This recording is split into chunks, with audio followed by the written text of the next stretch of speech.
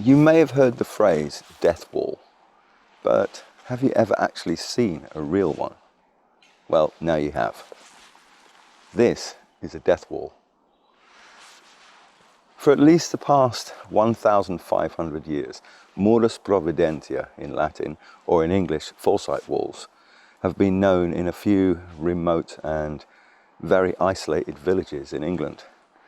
Yet, by the medieval period, the name had darkened.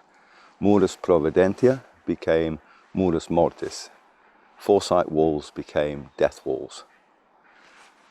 If you've not heard of death walls, you may be wondering, what are they?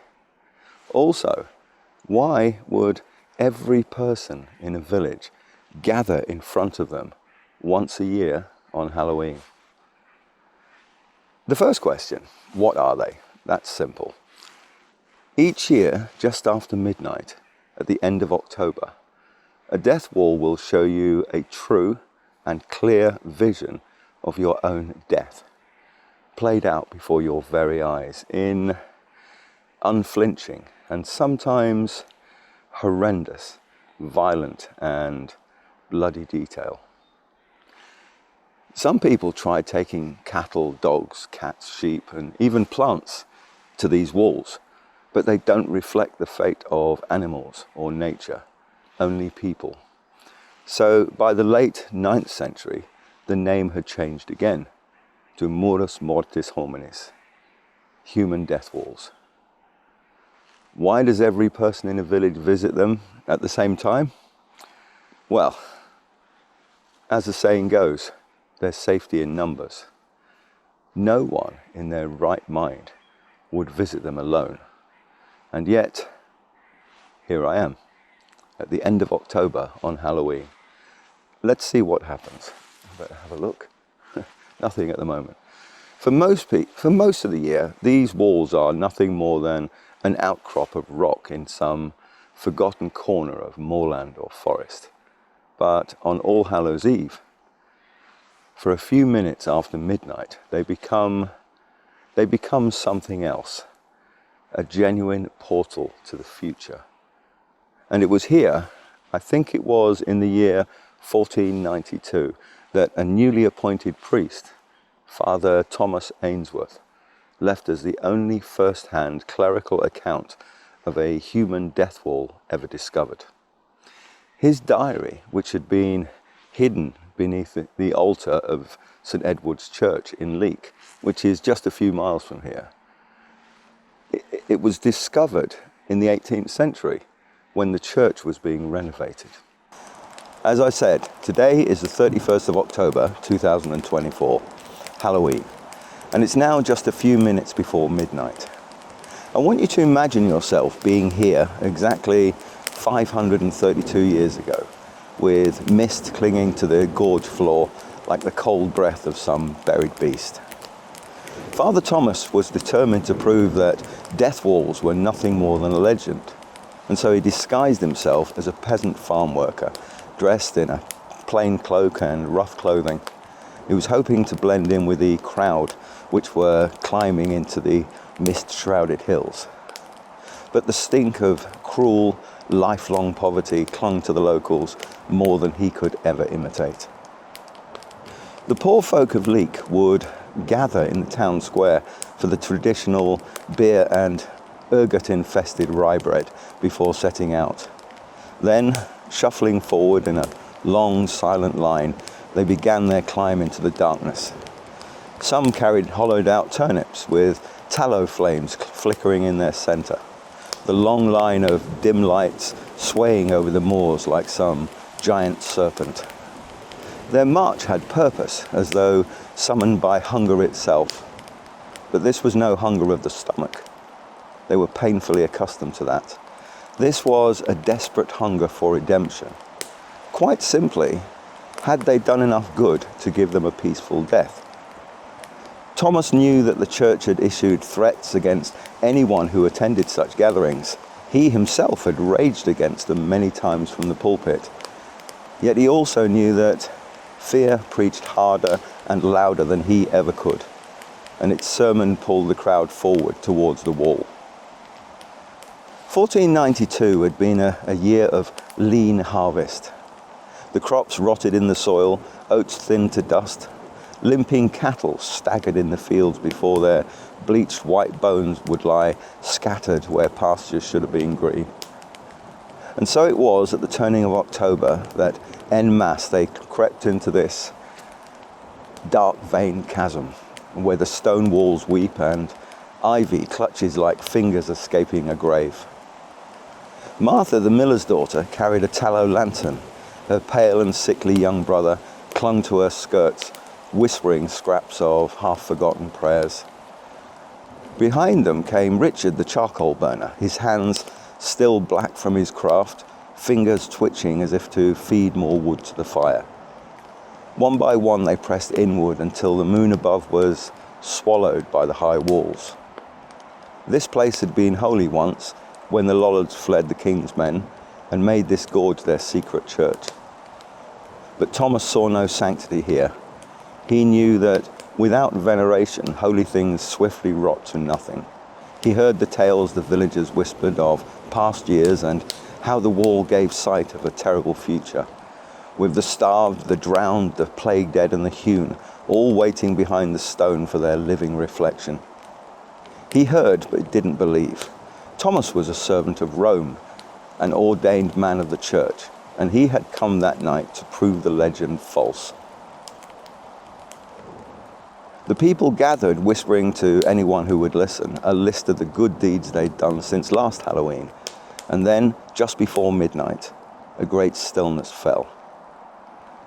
Father Thomas would later note that the air grew heavy, as though the very breath of the day had withdrawn, leaving only some darker presence. Then, from far below, the peal of the bell in the tower at St. Edward's Church rolled out over the moors. The assembled crowd listened intently, marking each chime with gathering dread. 5, 6, 7. A silence fell over the gorge. 8, 9, 10. They pressed together, shoulder to shoulder, seeking strength and comfort from closeness. 11, 12, and then it happened. As the 12th chime echoed low and hollow, everyone turned to face the wall, and for a heartbeat nothing stirred, only the flicker of lanterns trembling across faces, pale with fear. And then the stone began to pulse. Thomas drew near, and to his shock and horror, he saw phantoms moving within the wall itself. He knew then that it wasn't just an old legend, as the church had claimed, nor was it a ghost story told to frighten the gullible. It was true. The moss-covered surface did not reflect the living, but visions of their death. The widow Joan cried aloud when she saw herself drowned in the mill pond. Richard, the charcoal burner, fell to the ground at the sight of himself swinging from a rope. Even children weren't spared. Martha's brother clutched at her hand, wailing that he saw fire consume him, his flesh alight as a torch. Martha gasped.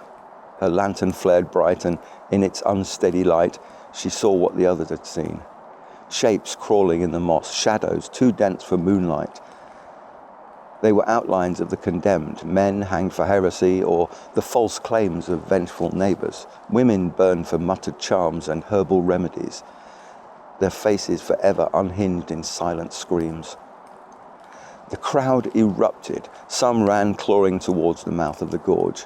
Others dropped to their knees, struck dumb as cattle before the axe. Martha struggled to flee. Her brother's hand was torn from hers. She saw herself in the wall, her face streaked with blood, and then, God preserve him. Every spectre in the wall turned their eyes upon Thomas. They saw through his disguise. A priest had no place here. At first, only a dim shadow in the damp, and then sharper, until he saw his own face staring back through the moss. Torn, ruined, gnawed, wolves, 2 dozen, their muzzles red with blood and entrails. He saw himself dragged to the ground, ripped apart and consumed. His mouth gasped in silent pleading for help and mercy, but neither came. Their teeth found his throat. He watched himself twitch, convulse, and then fall still. The priest's breath failed him. His knees gave way. The vision clung even as he closed his eyes. The wet snarl of jaws and the crack of his own bones would not fade. And then, as his apparition dissolved back into the rock, he knelt and prayed. The weight of silence forced him down. As he looked up, every spirit behind the walls stared at him, their faces contorted with rage and violence. He felt their thoughts as a single voice. "We know you. There is no redemption here for your kind. Go, priest, and never return." The people stumbled back onto the moonlit moor. With horrified faces, they returned to the workhouse, to the farm, to their hovel. The talk of the villagers was of a promise, thin as a cobweb and cruel as a hangman's rope. If they lived a good and blameless life following the vision, if they gave bread when they had none, coin when they had little, or mercy when they had only spite, then fate might, just might, unfasten the lock. Very rarely, once in a generation, someone's death had changed for the better.